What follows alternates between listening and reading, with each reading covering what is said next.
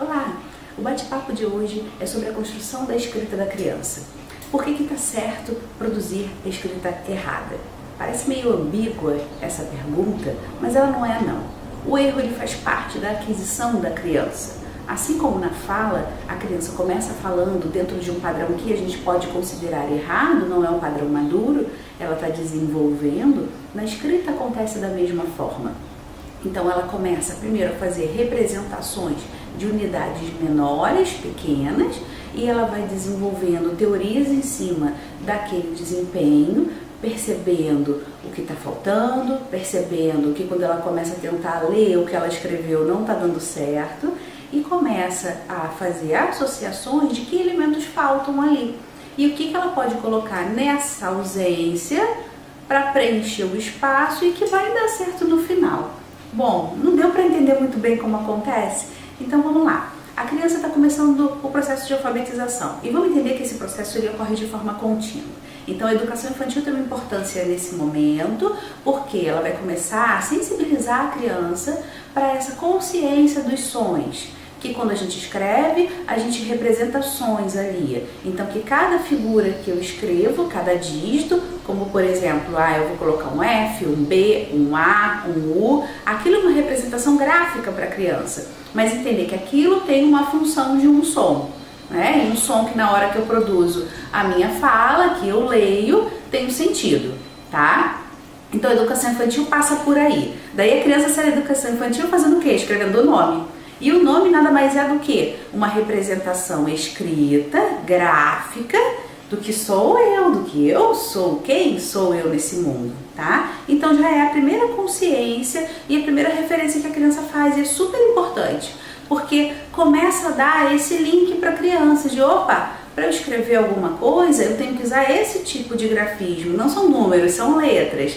Né? Para eu escrever alguma coisa com sentido não é aleatório, existe uma sequência. Então a educação infantil passa por aí, tá? Daí chegou na alfabetização. Lá a gente vai começar a fazer as referências mais adequadas de que um som tem uma imagem e de que essa imagem, quando eu associo a uma outra, me produz uma parte dessa palavra, uma sílaba.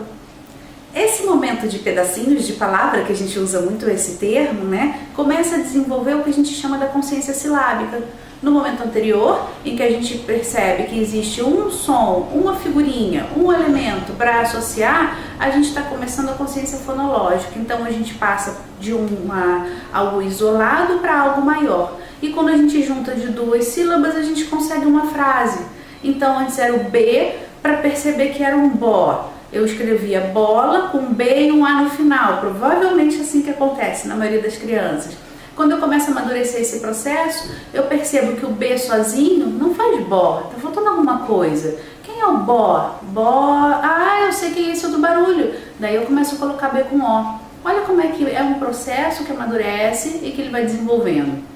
Quando a criança começa a linkar isso, vai de uma forma muito rápida, é muito bacana, porque assim, de um momento para o outro, de um mês para o outro, ela começa a fazer mais associações, ela começa a internalizar mais pedacinhos de palavras, mais sílabas, e daí vai muito rápido, tá? O que eu comentei no início do programa, que os erros, eles são um ponto positivo também, é porque a gente consegue perceber através deles essa maturação do processo. Tá? Se tá legal, se tá adequada, se não, se a gente precisa estimular mais essa criança, se a forma como a gente está estimulando não tá dando certo, não tá atingindo ela, e modificar um pouco essa dinâmica, certo?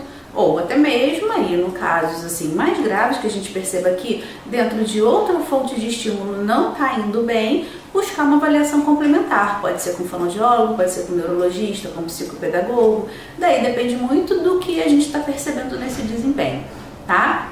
Bom, enfim, em geral, e daí você entenda que existem diferenças de metodologias nas escolas e diferenças também de aplicação de conteúdo, do rigor da cobrança e tudo mais, mas de uma forma geral, só para você ter um parâmetro, no final do primeiro ano essas crianças fazem leituras regulares, palavras simples, sentenças simples, tá? Nada com muita dificuldade. O que eu chamo de muita dificuldade? Os dígrafos, palavras irregulares. Então, se essa criança chegar ao final do primeiro ano com uma leitura, adequada, com algum ritmo nessa leitura, já não fica silabando tanto, tentando juntar cada pedacinho, porque daí ela perde um pouco do que é aquele sentido, né? Então tem uma leitura já fluente, de palavras mais simples, mas já consegue uma construção de frase também, tanto na leitura quanto na escrita, tá? Daí no segundo ano vem a revisão ortográfica, que é a forma correta com que eu escrevo as palavras, daí entra a noção dos dígrafos, entra a noção dos dois S's, dos dois R's, é nesse esquema, tá? E para o terceiro ano eu tenho uma produção madura de escrita.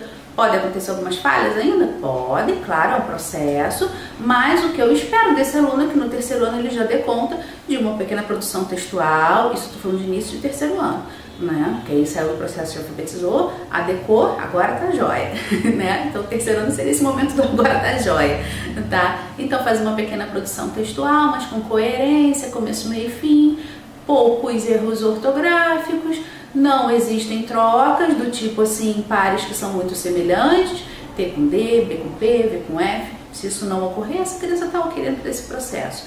Se do segundo para o terceiro ano isso não acontece, é um sinal de alerta importante, a gente precisa verificar o que aconteceu, tá?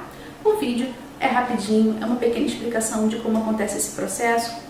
Espero ter ajudado vocês e tendo mais dúvidas vai colocando nos comentários para a gente poder explicar um pouco mais isso ou até mesmo fazer um vídeo mais dentro do que vocês estão precisando, buscando, né? E gostou do vídeo, curte e compartilha com seus amigos, claro, tá? Até a próxima!